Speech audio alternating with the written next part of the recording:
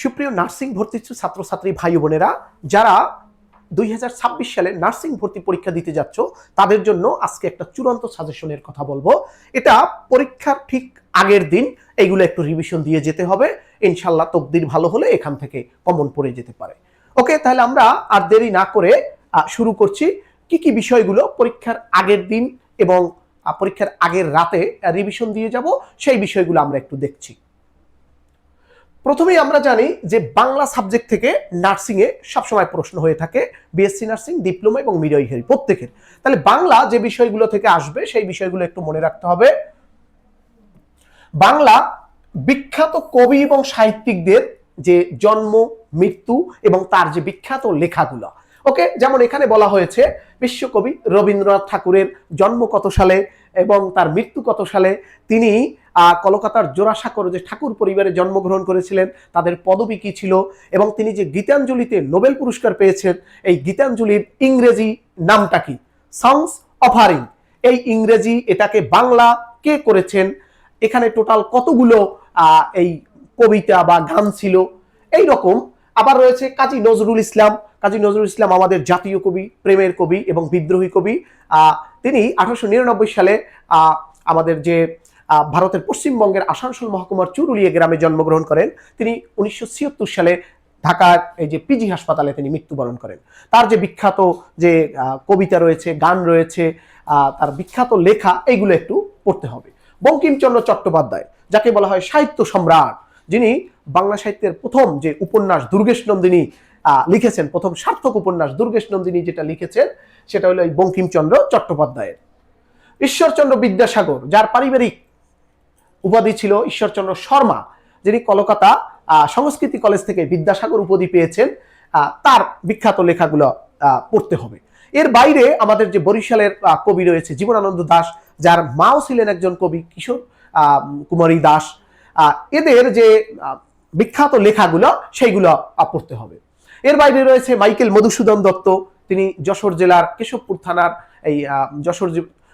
কেশবপুর থানার সাগরদাড়ি গ্রামে জন্মগ্রহণ করেন। তিনি যেভাবে লন্ডন এবং ফ্রান্সে জীবনযাপন করেছিলেন, তিনি ছিলেন জমিদারের পুত্র, কিন্তু 1842 সালে তিনি যখন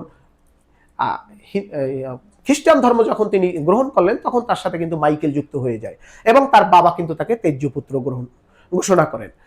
এইভাবে তিনি যে বিখ্যাত যে কবিতাগুলো রেখেছিলেন, সেই যে সাগরদাড়ি গ্রামের পাশ দিয়ে যে কপোতাক্ষ নদ, যে বিখ্যাত কবিতা, সেইগুলো কিন্তু পড়তে হবে। ওকে, এইরকম বাংলা যে বিখ্যাত সাহিত্যিক, তাদের জন্মসাল, মৃত্যুসাল, তাদের বিখ্যাত লেখাগুলো পড়তে হবে। এরপরে এখান থেকে মনে রাখতে হবে মুক্তিযুদ্ধ ভিত্তিক বিভিন্ন ধরনের উপন্যাস রয়েছে, মুক্তিযুদ্ধ ভিত্তিক বিভিন্ন উপন্যাসগুলো থেকে আবার সিনেমা হয়েছে, ঠিক আছে। পায়ের আওয়াজ শোনা যায়, মুক্তিযুদ্ধ ভিত্তিক লেখা, ওকে, সৈয়দ শামসুল হকের লেখা।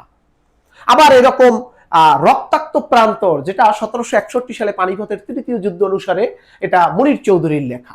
আবার কবর, কবর কিন্তু 1952 সালের যে আমাদের ভাষা আন্দোলন হয়েছিল সেটার উপরে নির্মিত হয়েছিল, ভাষা আন্দোলনের উপরে। এটা হলো একটা নাটক, এটাও মনির চৌধুরী লিখেছিলেন। এই বিষয়গুলো একটু পড়তে হবে। এবার গ্রামের মধ্যে কি কি পড়তে হবে, বারবার সন্ধি বিষয়টা মনে রাখতে হবে, বিশেষ করে বিসর্গ সন্ধি। বিসর্গ সন্ধি যেখানে থাকে, যেমন নিরবধি, নিরবধি, তাহলে এখানে আমরা নিরবধি কিভাবে লাগবো, আমরা জানি এই যে র রয়েছে, র যদি কোথাও থাকে তখন সেটা বিসর্গ চিহ্ন হয়ে যায়।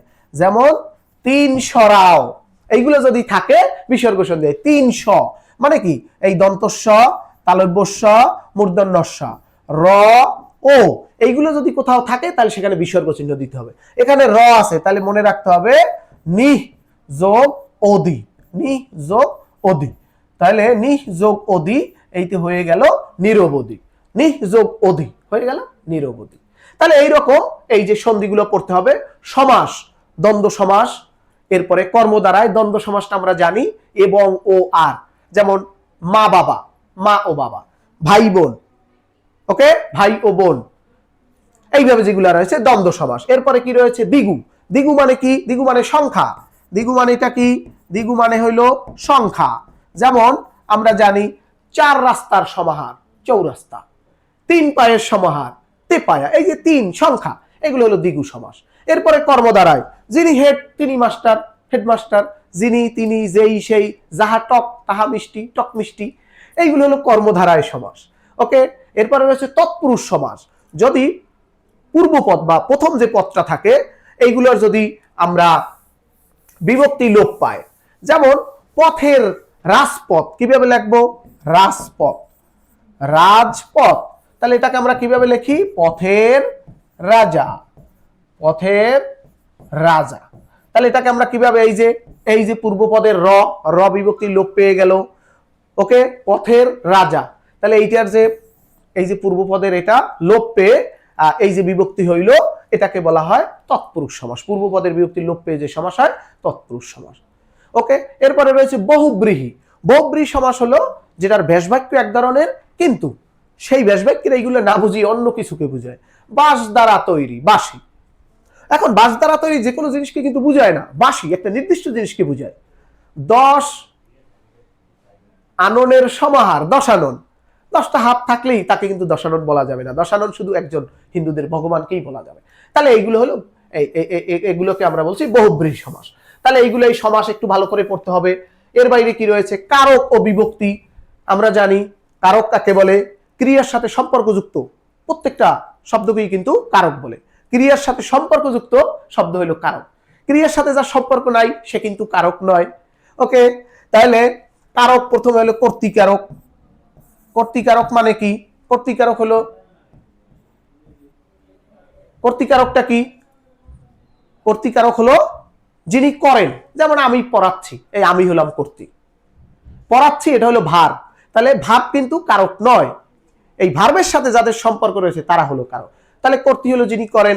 কর্ম হলো, কর্মটা কি? কর্মটা হইলো, কর্মটা আমি ভাত খাই, তাহলে আমি হলাম কর্তা, ভাত হলো কর্ম, খাই হলো ক্রিয়া, খাইটা তো হবে না। ওকে, তাহলে কর্ম বুঝলাম। করণ মানে যাহার মাধ্যমে, কলম দ্বারা লেখি, বোর্ডের মাধ্যমে বুঝাই, বইয়ের মাধ্যমে শিখি, করণ।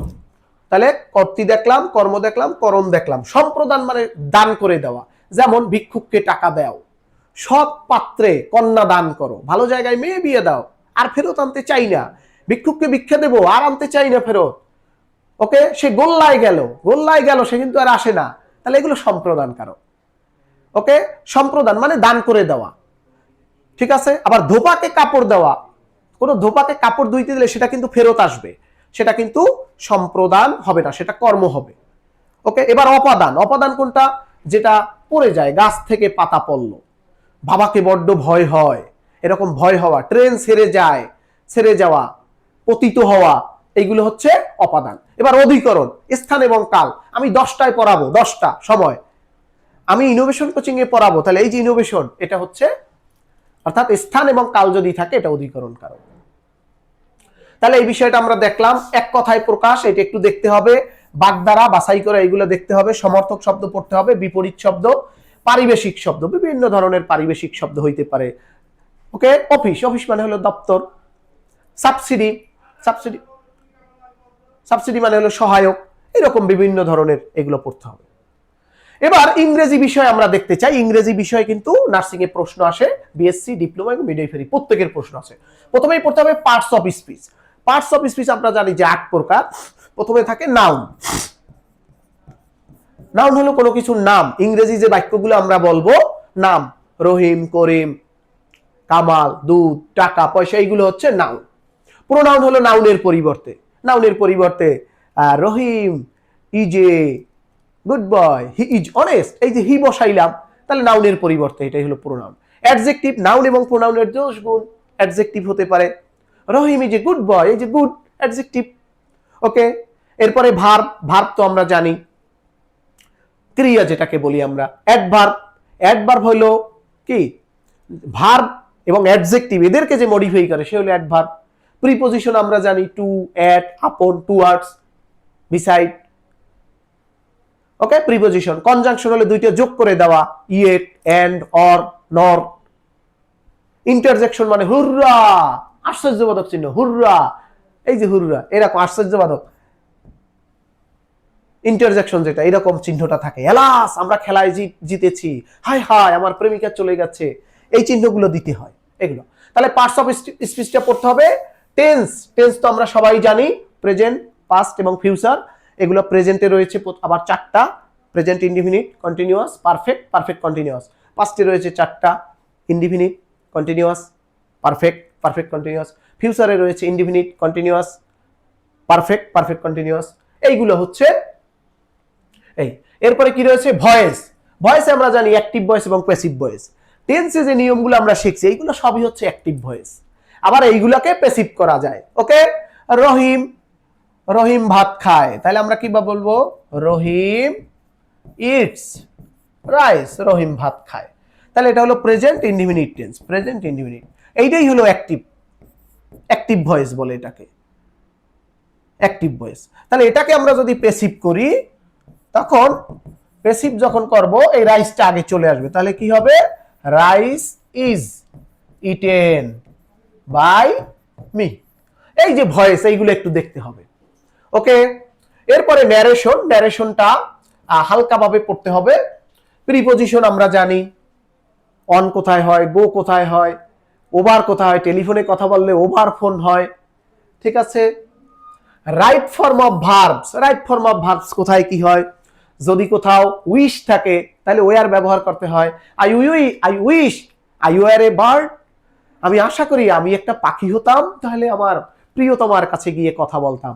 I wish I were a king, তাহলে উইশ থাকলে ওয়ার হবে, ঠিক আছে। তারপর কন্ডিশনাল যে সেন্টেন্স রয়েছে, ফার্স্ট কন্ডিশন, যদি সে আসে আমি যাব, অর্থাৎ প্রথম যদি প্রেজেন্ট ইনডিফিনিট হয় সেটা হবে ফিউচার ইনডিফিনিট। এরপরে আরেকটা আছে কি? কন্ডিশনাল সেন্টেন্স কয়টা total? Conditional sentence, conditional sentence থেকে কিন্তু 1 বা 2 নাম্বার আসবে। কন্ডিশনাল সেন্টেন্স, কন্ডিশনাল সেন্টেন্স হলো 4টা। Conditional, conditional sentence, conditional sentence 4টি। প্রথমে zero condition, zero condition. Zero কন্ডিশনটা কিভাবে? চিরন্তন সত্য যদি হয়, চিরন্তন সত্য। যেমন সূর্য উঠলে অন্ধকার চলে যায়, সূর্য উঠলে অন্ধকার চলে যায়। তাহলে এটা কি হবে? ইফ সান রাইজেস, যদি সূর্য উদিত হয় তাহলে অন্ধকার চলে যায়। ইট রিমুভস ডার্কনেস, অন্ধকার দূর করে দেয়। তাহলে এগুলো চিরন্তন সত্য। পানিকে যদি উত্তপ্ত করি বাষ্পীভূত হয়। ওকে, ইফ ওয়াটার হিটস ইট ভেপার্স, এটা বাষ্প হয়। পানিকে ঠান্ডা করি তাহলে বরফ হয়। এগুলো চিরন্তন সত্য। তাহলে এগুলো হলো জিরো কন্ডিশন। এগুলো কেমনে করে? এই পাশে প্রেজেন্ট ইনডিফিনিট, এ পাশেও প্রেজেন্ট ইনডিফিনিট, দুই পাশেই প্রেজেন্ট ইনডিফিনিট। এবার দেখবো আমরা ফার্স্ট কন্ডিশন। ফার্স্ট কন্ডিশনটা আমরা জানি, ফার্স্ট কন্ডিশন। ফার্স্ট কন্ডিশনটা কি? ফার্স্ট কন্ডিশনটা ওই রকমই, তবে চিরন্তন সত্য নয়। যদি সে আসে আমি যাব, যদি সে আসে আমি যাব। ওকে, ইফ হি কামস, যদি সে আসে আই উইল গো। তাহলে কি হইলো? এই পাশে প্রেজেন্ট ইনডিফিনিট, ওই পাশে ফিউচার ইনডিফিনিট। এবার সেকেন্ড কন্ডিশন। সেকেন্ড কন্ডিশন, যদি সে আসতো আমি যেতাম। সেকেন্ড কন্ডিশনটা আমরা কিভাবে বলবো? Second condition. ওকে, যদি সে আসতো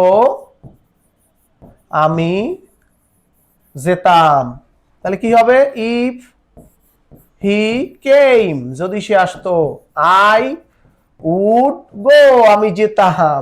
এ পাশে প্রেজেন্ট ইনডিফিনিট, এ পাশে হবে, এ পাশে হলো কি? এ পাশে পাস্ট ইনডিফিনিট, এ পাশে পাস্ট কন্ডিশন। পাস্ট কন্ডিশনটা কেমনে?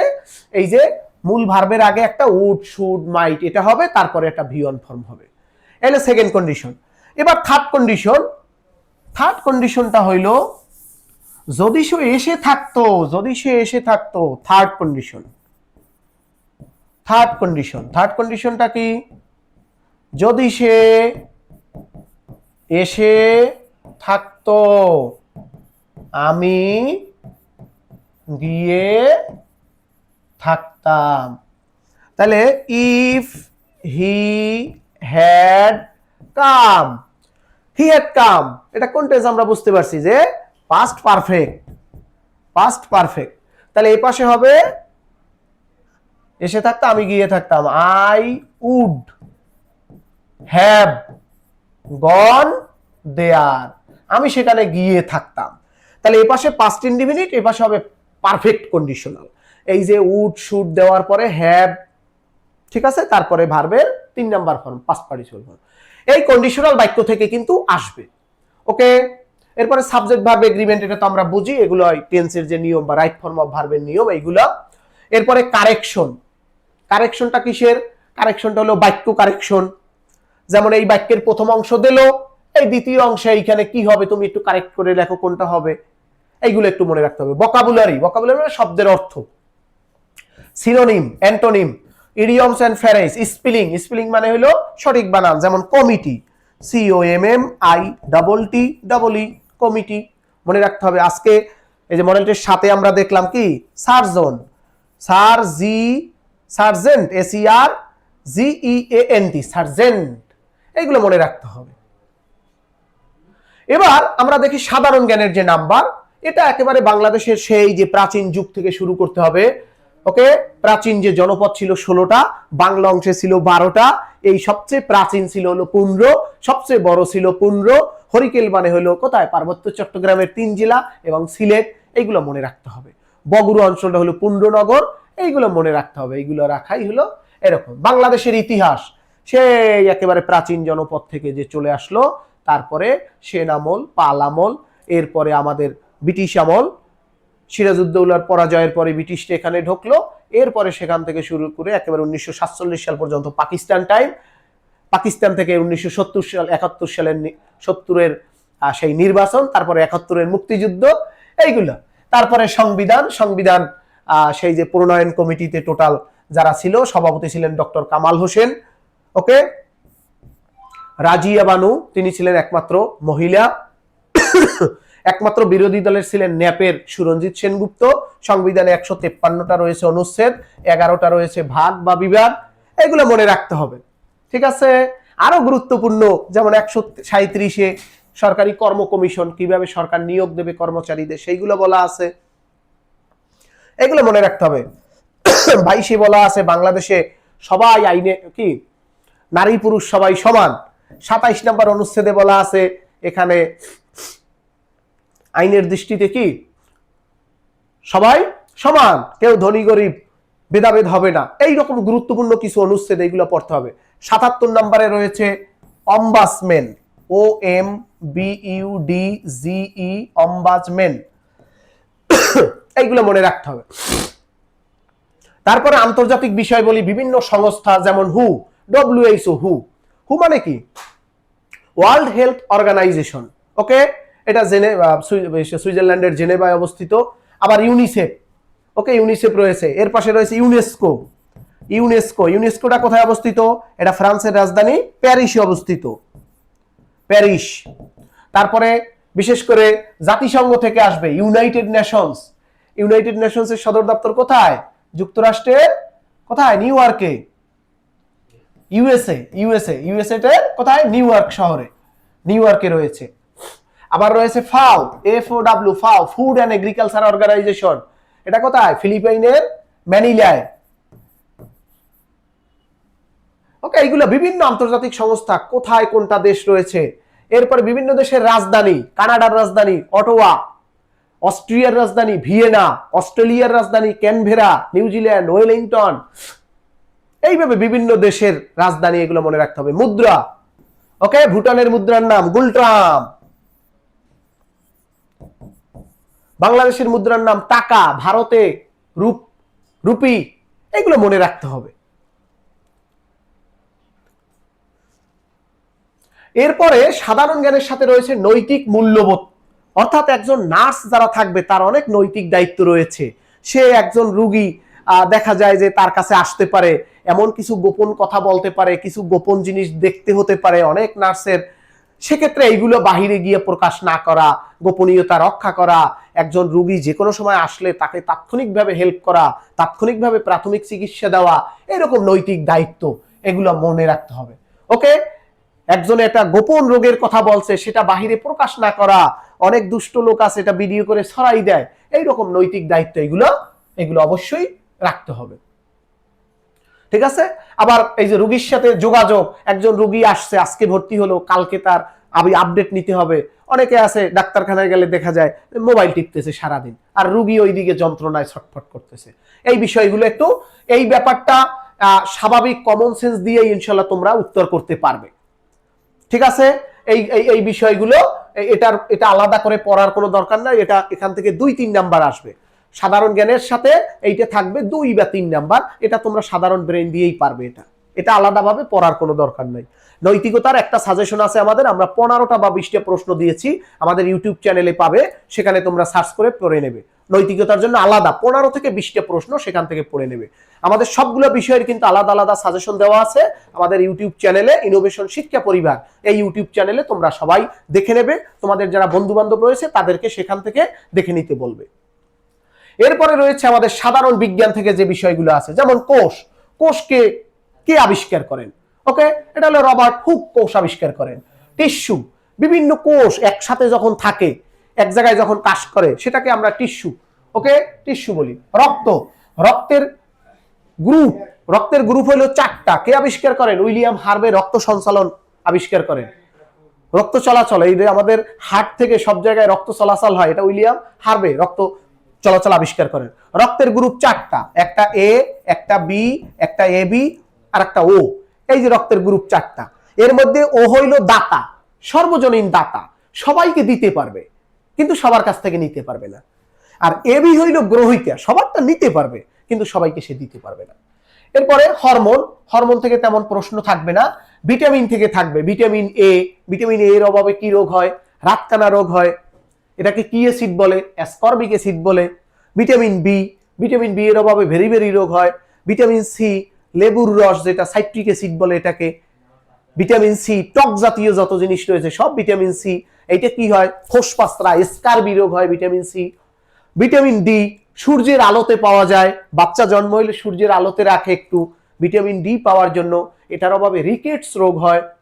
ভিটামিন ই, মানুষের এই যে চুল পড়ে যায়, ত্বকে সমস্যা হয়। ওকে, এটা হলো ভিটামিন ই। এইগুলো একটু পড়তে হবে এই বিষয়গুলো।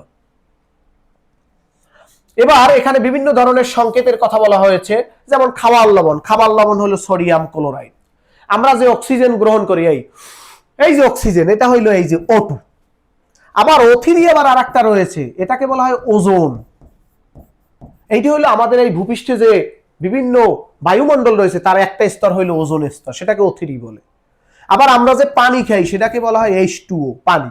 আমরা যে সাবান ব্যবহার করি সেটাকে বলা হয় সোডিয়াম কার্বনেট। এইগুলো পারতে হবে। ওকে, পেন্সিলের মধ্যে যে কালো অংশটা থাকে সেটাকে বলে কি?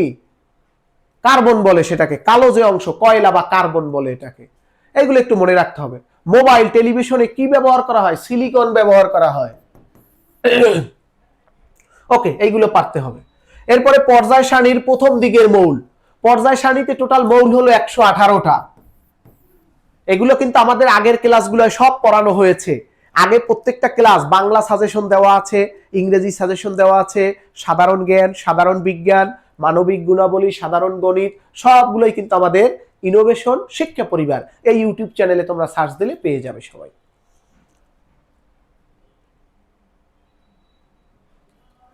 এবার গণিতের অংশ থেকে, গণিত থেকে সাধারণত কি থাকতে পারে? লসাগু গসাগুর বিষয়টা আমরা জানি। ওকে, লসাগু হইল কি? লসাগু সবার মধ্যে থাকবে, এরকম হইল লসাগু। আর গসাগু হইল সবার মধ্যে আছে, এরকম কমন জিনিস। শতকরা থেকে প্রশ্ন আসবে, এগুলো আমরা গণিতের সাজেশনে আছে, সেখান থেকে দেখে নেবে। লাভ ক্ষতি থেকে আসবে, সুদ কষা থেকে, অনুপাত সমানুপাত। বীজগণিত থেকে বিভিন্ন ধরনের সূত্র আমরা বলেছি। a+b হোল স্কয়ারের সূত্র আমরা সবাই জানি, a² + b² + 2ab, তাই না? a² + b² + 2ab। এই সূত্রকেই আবার এই a-b হোল স্কয়ার দিয়ে যদি লেখি, এই যে হোল স্কয়ারের পরিবর্তে আলাদা আলাদা স্কয়ার, ব্যবধান লিখছি 2। আবার হোল স্কয়ার পরিবর্তে হোল স্কয়ার যদি লিখি তখন ব্যবধান হয়ে যাবে 4ab। এগুলো সবই কিন্তু সঠিক, এইগুলো একটু পারতে হবে। আবার a³ + b³ এই সূত্র আমরা জানি, a + b * a² - ab + b²। আবার যদি মাইনাস দিই তখন হবে a minus b into a square plus ab plus b square. এই সূত্র, এগুলো আমরা গণিতে বলছি, আমাদের যে ইনোভেশন শিক্ষা পরিবার সেই ইউটিউব চ্যানেল থেকে এগুলো দেখে নেবে সবাই। ত্রিভুজের ব্যাপারে বলা আছে, ত্রিভুজের কয়টা বাহু থাকে? 3টে বাহু থাকে। কয়টা কোণ থাকে? 3টে কোণ থাকে। 3 কোণ মিলে কত হয়? 180 ডিগ্রি হবে। 4 কোণ মিলে কত হবে? 360 ডিগ্রি হবে। এগুলো পারতে হবে। ওকে, এরকম যদি থাকে এটাকে বলা হয় বর্গ, এটা সবগুলো বাহু সমান। ওকে, আর যদি এরকম থাকে এই বিপরীত বাহু সমান, এটাকে বলা আয়তক্ষেত্র। ওকে, এবার যদি এইটাকে এইভাবে করি এটাকে বলা হয় সামান্তরিক, এটাকে বলা হয় সামান্তরিক। ওকে, এবার যদি এইটারে বাঁকা করে দিই এটাকে বলা হয় রম্বস। এইগুলো পারতে হবে, এগুলো জানতে হবে। এই বাহুটা, এটার নাম কি? এটার নাম ট্রাপিজিয়াম। ওকে, এইগুলো পারতে হবে। তাহলে আমরা কিন্তু একেবারে নার্সিং ভর্তি পরীক্ষার যে কয়টা বিষয় রয়েছে সবগুলো বিষয় নিয়ে আলোচনা করলাম। ঠিক আছে, প্রথমেই বাংলা, ইংরেজি, সাধারণ জ্ঞান এবং মানবিক গুণাবলী, এটা একসাথে। এবার সাধারণ বিজ্ঞান, সাধারণ গণিত, এই প্রত্যেকটা সাবজেক্টের আবার আলাদা আলাদা সাজেশন দেওয়া আছে আমাদের ইনোভেশন শিক্ষা পরিবার ইউটিউব চ্যানেলে। তোমরা এখান থেকে সাজেশনগুলো পড়ে নেবে। আমাদের যে এডমিশনের পেজ রয়েছে, innovation admission and academic page, সেখানে যতগুলো সাজেশন দেওয়া আছে সবগুলো পড়ে নেবে। তাহলে আজকের মতো বিদায় নিচ্ছি। আল্লাহ হাফেজ।